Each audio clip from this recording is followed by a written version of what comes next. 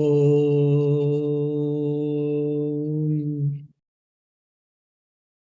Asato Ma Sadgamaya Tamaso Ma Jyotirgamaya Mrityorma Amrutangamaya. Om Shanti Shanti Shanti. O Lord, please lead us from unreality to the reality, from ignorance to the knowledge, and from mortality to the immortality. Om, peace, peace, peace. Dear devotees, I think we are at the frag end of this Aparokshanubhuti class. Last 6 to 7 verses are left out. So probably, if God's willing, God's grace, today will be the last class for the Aparokshanubhuti, a discussion. We were seeing the 15 parts which helps for the Vedantic meditation, which is called Nididhyasana in Sanskrit. Now, after completing that 15 angas, 15 parts or 15 limbs, which helps for Vedantic meditation, now the author is summarizing his few views or ideas.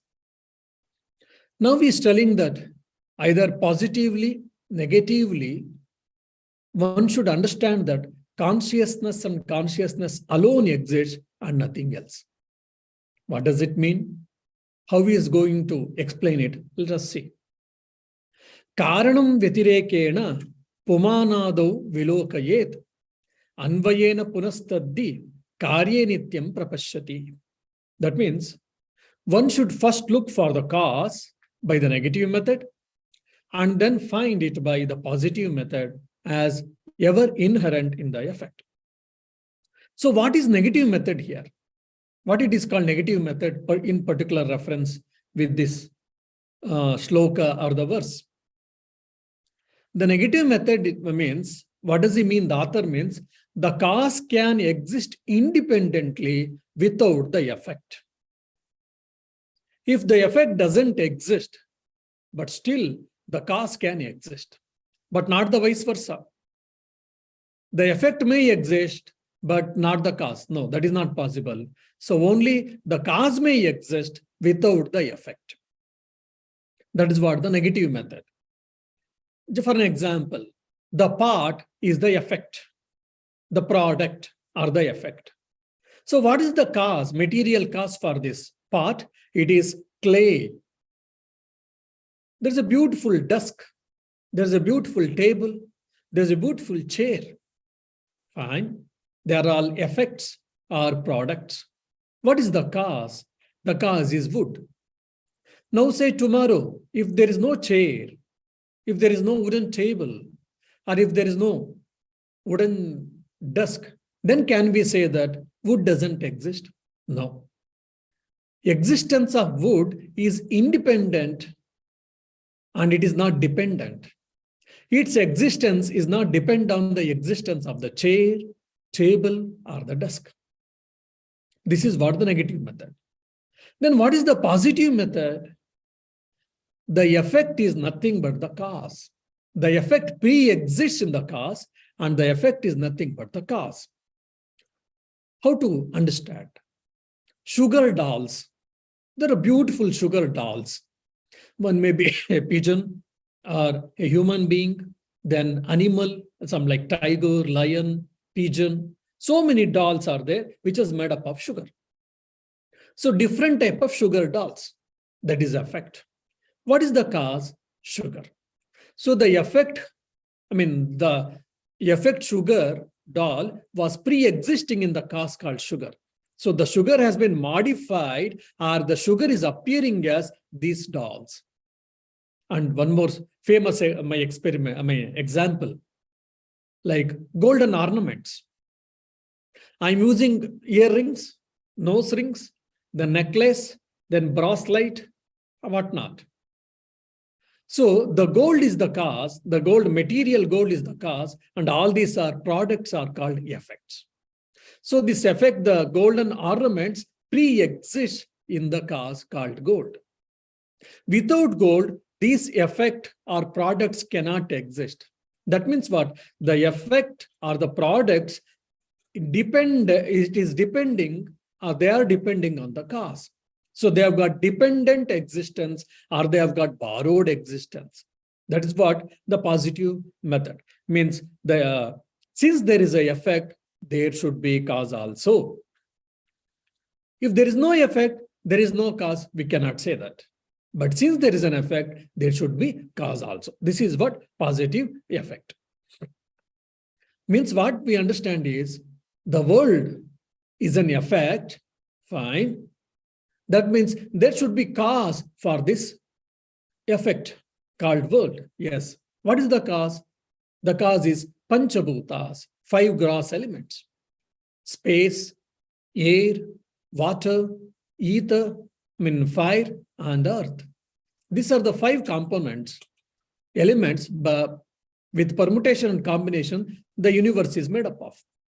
And these 5 gross elements has come from 5 subtle elements, which are called tanmatras. And that 5 tanmatras has come from the Maya. And the Maya is the inseparable part of the Brahman. That means what? Brahman is the source, Brahman is the cause, and the effect is the world. Without world, the Brahman can exist. That is what negative. And what about positive method? Because since there is an effect called world, the product called world exists, there should be cause. What is that cause? That is what Brahman. So Brahman is the cause for everything. Brahman is the cause for the existence of the world. The author is trying to tell this. Now, in the next thing, he expands this idea. He elaborates this idea some more. Karyehi karanam pashyet paschat karyam visarjayet anvayena punastati karye nityam prapashyati. One should verily see the cause in the effect and then dismiss the effect altogether. What then remains? The sage himself becomes. Means the effect called world exists, we accept. What is the nature of the effect? We understood. What is the source for that? What is the cause for it? That is Brahman, we understood. And slowly the next step will be the cause is appearing as an effect. So the cause alone exists. The effect has got borrowed existence. So it doesn't exist. So cause is only real. The effect is appearance.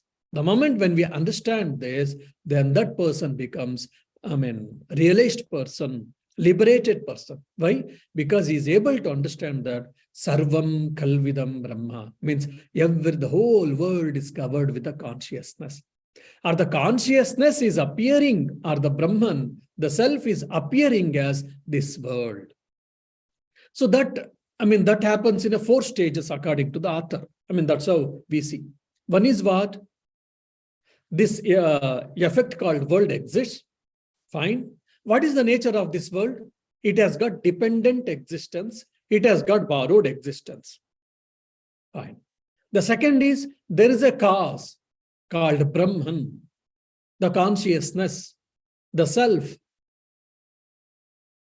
which has got independent existence and which is the source and cause for all things.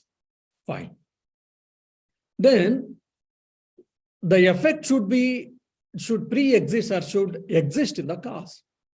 Fine. Or the cause is appearing as the effect. Fine. So the second step is the cause is appearing as the effect. So cause has got independent existence, effect has got borrowed existence or dependent existence. So the cause is appearing as the effect, just like the clay is appearing as the pot. If so, then negate the karya, negate the effect, or negate the world. So the Brahman and Brahman. The third portion is start learning to negate the world, karya, the effect. Why? Because it doesn't have independent existence. It has got borrowed existence. It has got only name and form. When you deduce it out, when you sizzle it out, you only land into the Brahman or the consciousness. So that means it is as good as it is non-existent. So negate the karya, negate the effect. This is the third. And fourth step is then observe that, try to understand that the moment you negate the karya, the moment you negate the effect, even the karana is also negated, the cause is also negated. Why? The cause and effect can stand only with the step of relationships. Say, for an example, I am a teacher. Why? Because some of you are listening to my talk. If say no one is there to listen to my talk, then where I will not get any position or status called teacher or speaker. Because I got a status called speaker or teacher, if at all, because there are some listeners. If there are no listeners, then for whom do I speak? Then the status of my speaker or the teacher goes in vain or loses. So similarly, when the effect called world is negated, even the cause, the status of cause to the Brahman or self is also negated. So this is the fourth state, which is the highest state. And it is very subtle. It may take some time for us to understand. For example, John was there, or John is there. He married. After an year or two, he became father. Why? Because he got a son. Till his son is there, John is father. If, let God forbid, let it not happen, for argument's sake, unfortunately, in an accident, John's son died. When his son is died, then he loses his father's status also. And John was a human being and he became a husband of Mary. Why? Because he married Mary and Mary is a wife for John. That's why John is husband. When no Mary, no wife, then John's husband status also goes away. So all these statuses, in the world, it is always comparison and it is with respect to some relations. So when the world effect is negated, then the cause self, the status of cause is also negated. This is the fourth state. Then what happens? Only Brahman, the pure consciousness, the pure awareness stays. Only the experiencer stays. I am that Brahman. To say that I should be different from Brahman and the experience should be there. The experiencer, experienced, and experience. These three things exist. When I start experiencing Brahman and only the experiencer stays, then there is no experience and there is no experienced. If then, that means even the state of experiencer also goes away. Because when there are two people are there, then only the question comes of he is good or he is bad. He is little good and other is more good.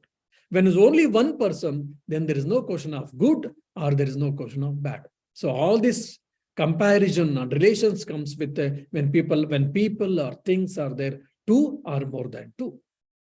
So when the effect is negated, the status of effect is negated of the world, then the status called cause to the Brahman is also negated.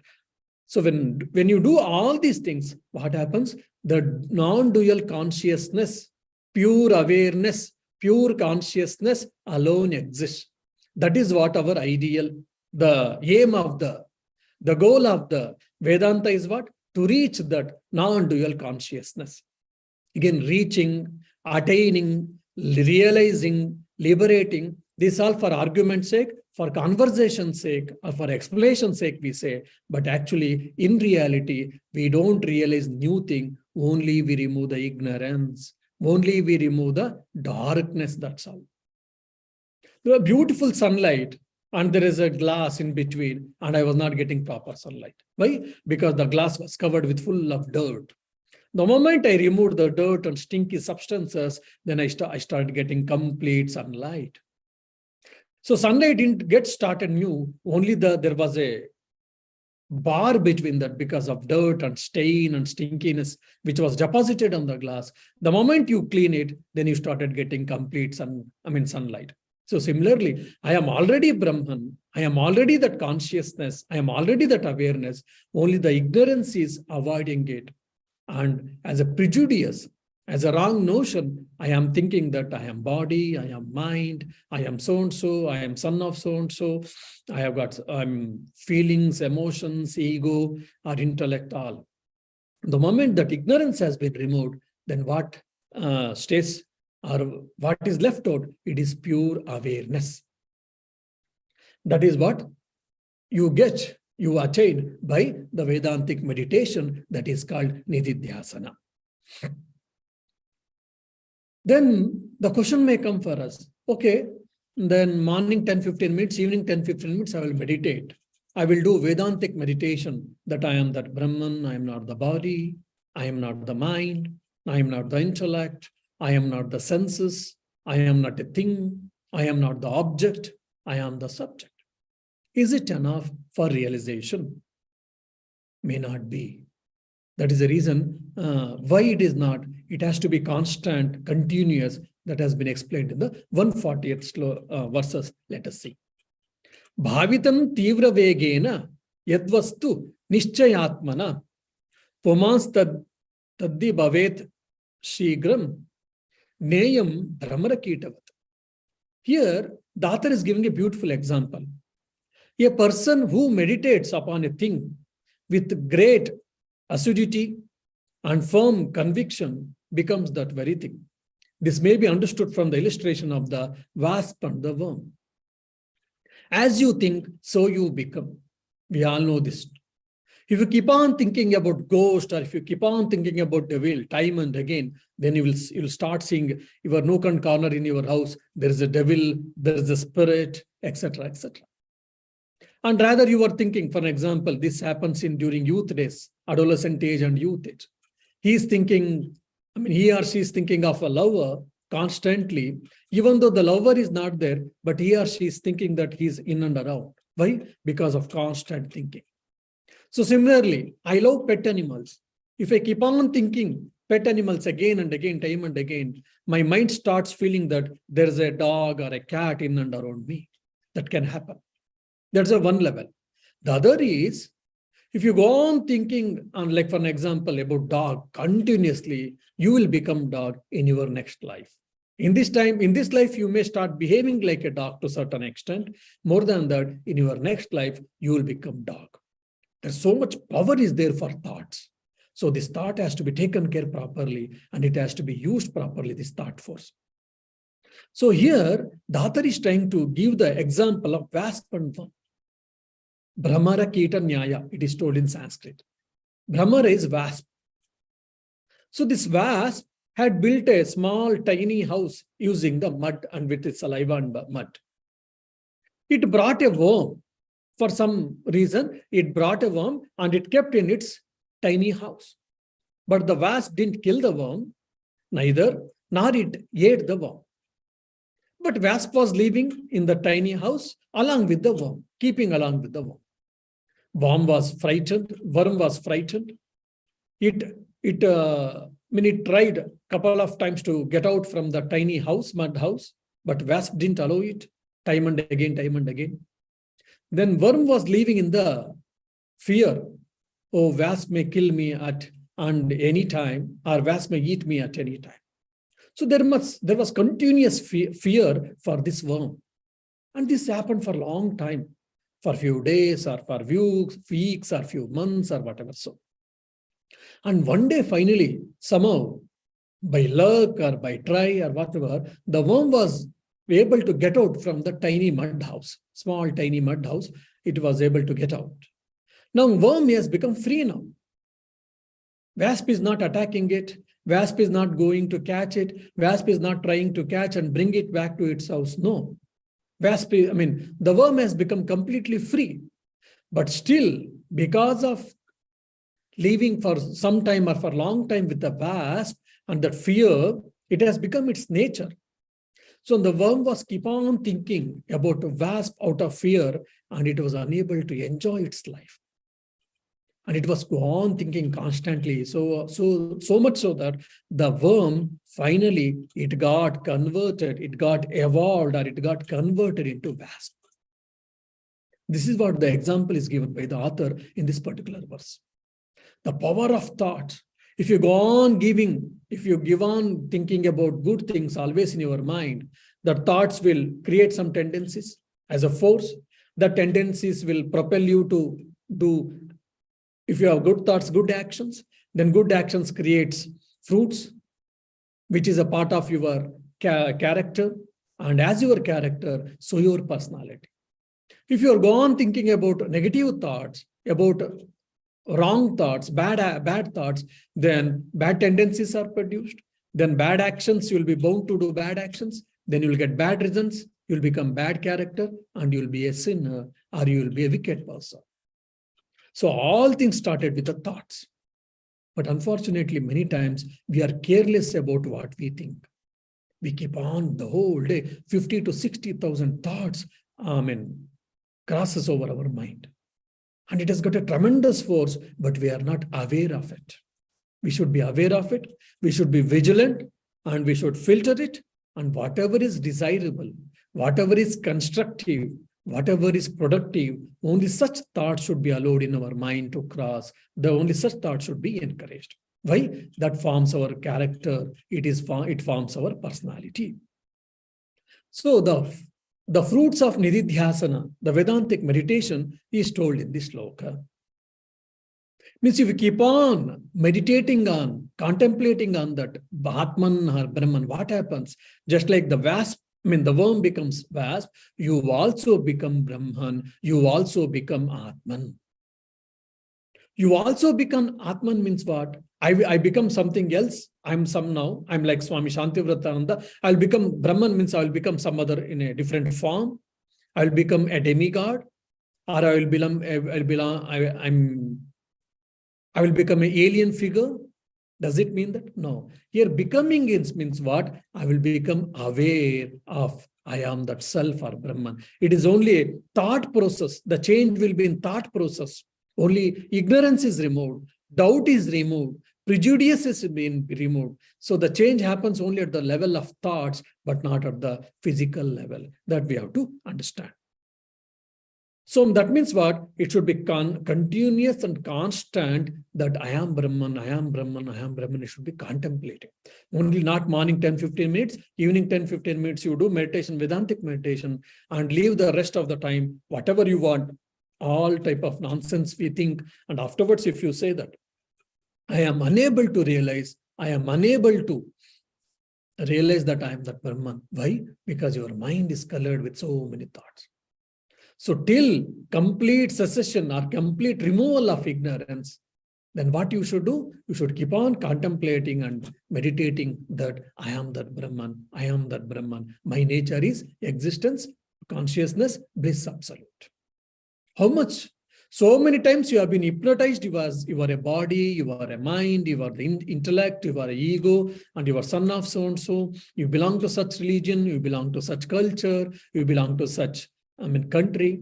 So many times, 100,000 times, these thoughts have been covered in your mind. So 100,000 times you should start thinking that I am Brahman, I am Brahman, I am Brahman. Means we have to dehypnotize ourselves as a body, mind, and soul, with all paraphernalias. Then what happens? Then I will understand that I am Brahman. Means all our ignorance is removed. That means with a continuous, with a constant practice, then one only can realize, one only can understand that I am that Brahman. So the spiritual life is not meant for few, it is not meant for only little time. It is the full-time job. It is not spiritual life is not a part-time job. Yes, you may continue your professions, never mind. But the spiritual life should be a full-time job, not the part-time job. If you want to realize the God or realize the self. So the awareness of self becomes instant and the ignorance is removed, then I am realized person. So Vedantic meditation brings the instant realization. That's why we have to do Vedantic meditation, as been told in the 140th verse. And in the 140th verse, he elaborates the same idea. Adrishyam bhavarupancha sarvameva chidatmakam savadhanataya nityam svatmanam bhaved buddha. The wise people should always think with great care of the invisible, the visible, and everything else as his own self, which is consciousness itself. So I am that Brahman, thinking is fine. It is not that only. Even the world, empirical world, whatever I am seeing, that should be also thought that it is a Brahman. The Brahman is appearing as this. Just like the clay is appearing as the pot. The gold is appearing as the golden ornaments. The sugar is appearing as sugar dolls. So the Brahman is appearing as the world. Whatever is visible, the visible world. And there are also invisible world. There can be amoeba, or there can be virus or bacteria, everything, whatever visible, invisible, all things, everything, whatever exists in this world, everything is Brahman. Why not non-existence? What doesn't exist? How can you think? We cannot think. So whatever exists in the gross form, in the subtle form, all of them are nothing but the Brahman and Brahman alone, or the self alone. That we should consciously, we should think, we should meditate, and we should remove the ignorance, we should remove the duality, and we should attain the non-dual knowledge, that is self-knowledge. Who is wise person according to the author here? Because he's telling Buddha, the wise person who has heard the truth. Aham Brahmasmi, I am that Brahman. Sarvam Kalvidam Brahma.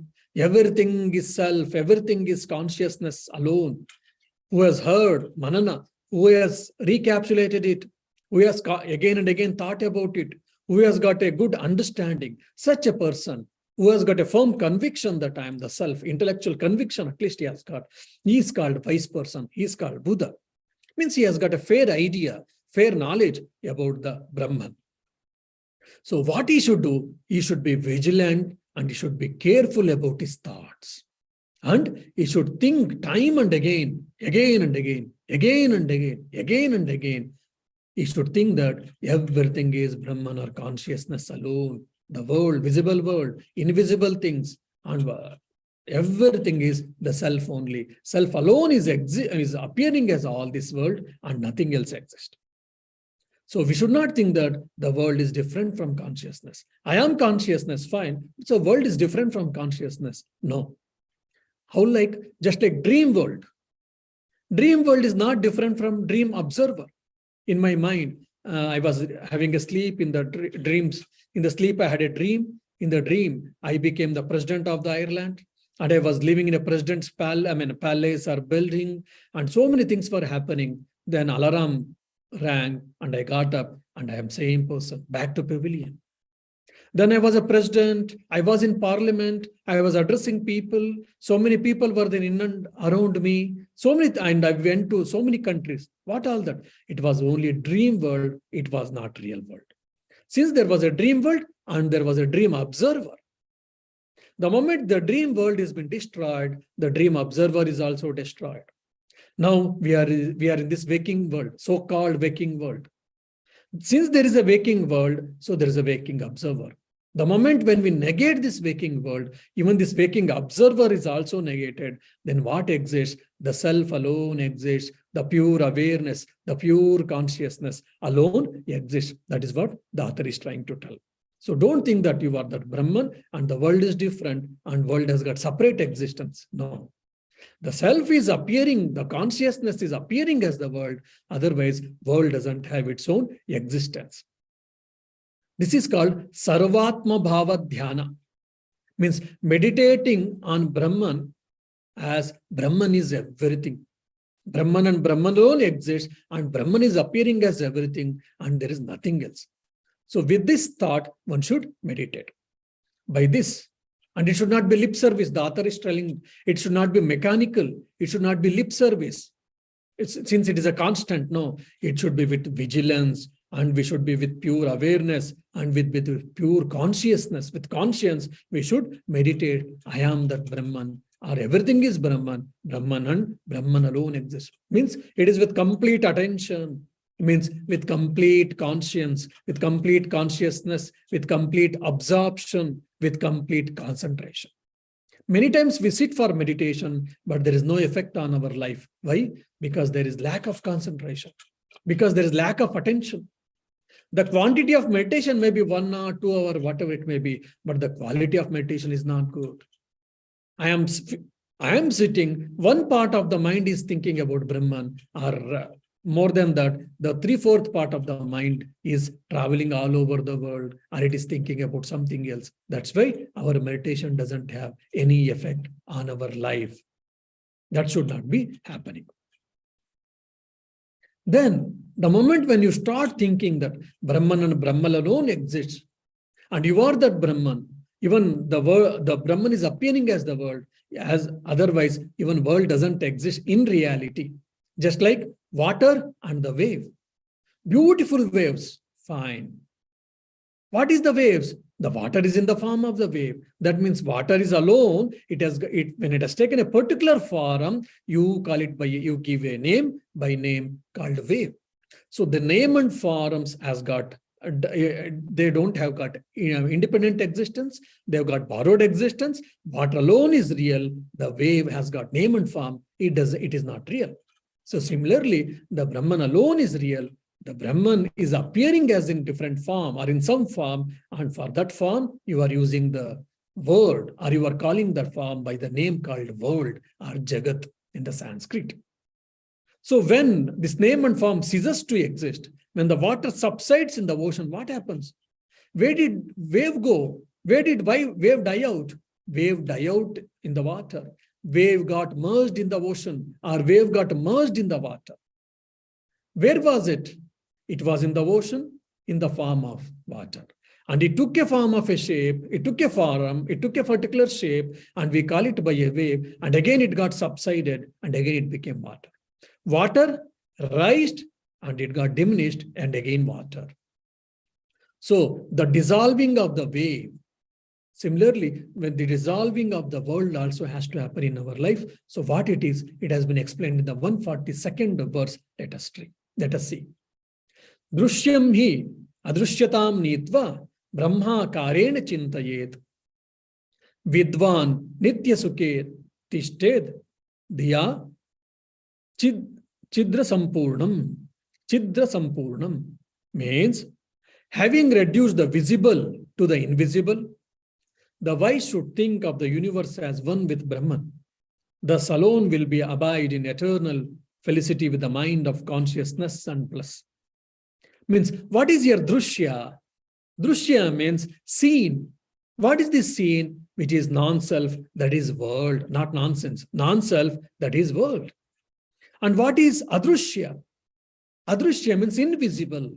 Invisible to our naked eyes, or invisible to our 5 sense organs of knowledge, invisible to our mind. What it is? Is it amoeba? Is it nucleus? Is it some atoms? No, here invisible means it is Atman. It is not visible to your naked eyes, but it can be only experienced. Why? It is never this object, so you cannot see them, only you can experience them. We can see jaggery. We can touch jaggery. We can see sugar. We can see sweet. We can touch all this. But can you see the sweetness?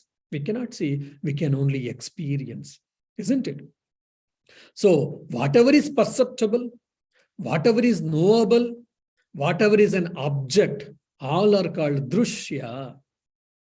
So whatever can be only experienced, and it cannot be seen from these 5 sense organs of action, and what is only real, that is called adrushya, that is Atman, or the self, or the consciousness, and it is the experiencer, and it is myself. So in Vedantic meditation, what we should do? According to the author, first you should think that you are that Brahman, you are that self, you are the self. Then the self is appearing as the world you thought. Now you think that the whole world is getting merged in the self. Why? Because self and self alone exist and nothing else. So you should merge everything in this self. Means merging is what? Like you bring some, for an example, you bring a sugar and you dissolve in the water to make a juice. So like that merging here, is it a physical action? No. Here again, merging is at the level of intellect, that is at the thought process. Means everything has been dissolved. The wave raised and wave got diminished.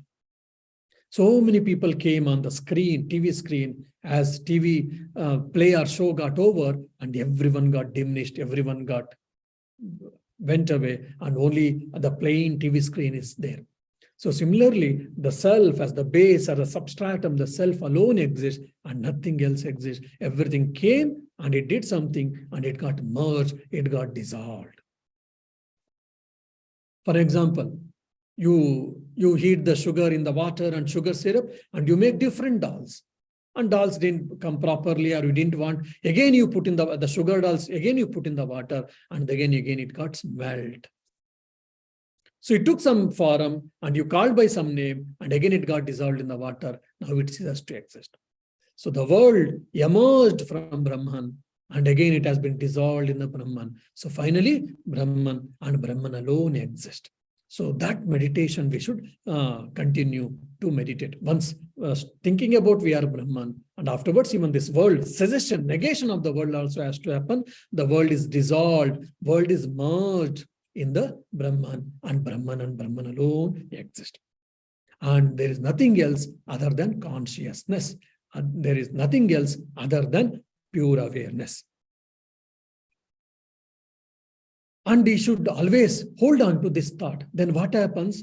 Then if he keeps on thinking about this Brahman, Brahmakara Vritti comes. A circle called Vritti, a big circle it seems, like the circle of a thought of Brahman. I am that Brahman, Brahman alone exists, Brahman alone is true. Like this thought, the single thought comes, all other thoughts got merged there, and single alone that thought, when you achieve that single thought will destroy your ignorance, will remove your ignorance, then what happens? Then you will be there. Then there is no one to say that I am there, you are there, I am not there, you are not there. Nothing exists. Only the experiencer stays back. To experience that, we should do Vedantic meditation or Vedantic contemplation. By doing that, what happens? You will be a free person. You will get Purnatva. You will become complete person. Oh, I have got thousands of dollars, thousands of euros, and I have got a good family, and I have got a good job, I have got a BMW car. I'm a complete person. That's what we think sometimes. No. The moment when we understand who are we in reality, what is my real nature, what is my true nature, whenever I understand, whenever I realize, then only I am complete person. Otherwise, I am not. Why? Because some deficiency exists at the superficial level. Stirangai samayukto rajayoga udarutaha kinchit kvakashayanam atayogena sanyutaha. Now, after said all these things, the author got a doubt. Who is a fit person, who is a best aspirant, who is a good student? For them, this Shravana Manana Nididhyasana has been told. Who has achieved that 4 prerequisites, sadhana chatushtaya, for him fine. Now, someone may say, okay, I am not a best student, I am a mediocre student. If I am a mediocre student, I am a madhyama adhikari, I am a mediocre student, I am a mediocre aspirant, then what should I do? By hearing all these things, I am the self, I am the Atman, and the self alone exists. I understand, but I am unable to experience. What should I do? Why it is not happening to me? So I'm a mediocre student. What should I do? Such question, if you get it, then the author is trying to tell that. This has been described, thus has been described Raja Yoga consisting of these 15 steps described in shloka number from 100 to 134. With this is to be combined Hatha Yoga for those worldly desires are partially attenuated. Like someone has got still worldly desires and they are not completely pure and their mind is not completely pure mind, who doesn't have complete purity, then along with Raja Yoga, he has to practice Hatha Yoga. Now, what is this Raja Yoga? What is this Hatha Yoga? According to the present, the verse, sloka, contextually, it means different meaning, not established meaning. We have to understand. Hatha Yoga means what? According to the author, Hatha Yoga means yama, niyama, asana, pranayama. The four limbs of Ashtanga Yoga is termed as Hatha Yoga according to the author. Then pratyahara, dharana, dhyana, samadhi. These are the other four limbs of Hatha Yoga, are nothing but Raja Yoga according to the author in this particular work. So he says that if you have got a complete mental discipline, you have got purification of mind, you do Shravana Manana Nidhyasana. Hear the truth, recapitulate it, contemplate, and experience that you are that Brahman. You say that, no, I don't have enough mental discipline. I don't have enough mental purification. I've got some mental dirt with me. What should I do? Means, if you ask me, then you also should start practicing Hatha Yoga. Means yama niyama, controlling the mind, controlling the senses. Then pranayama, controlling the breath. Then asana. One is fit posture, and apart from that, doing some physical exercises also.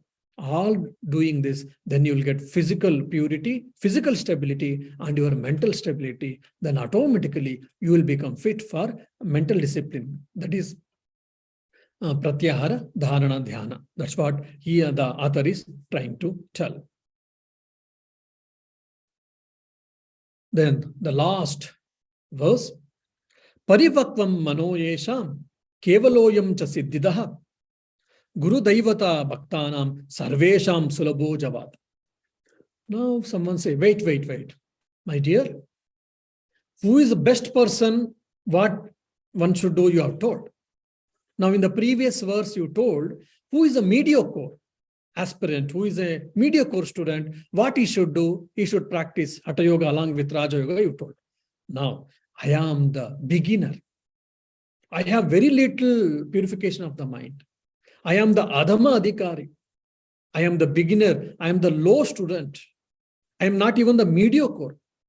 So neither I can practice this physical disciplines, Hatha Yoga, nor the mental disciplines, Raja Yoga. Then what should I do? So this is the scheme of sadhana explained in Indian scriptures.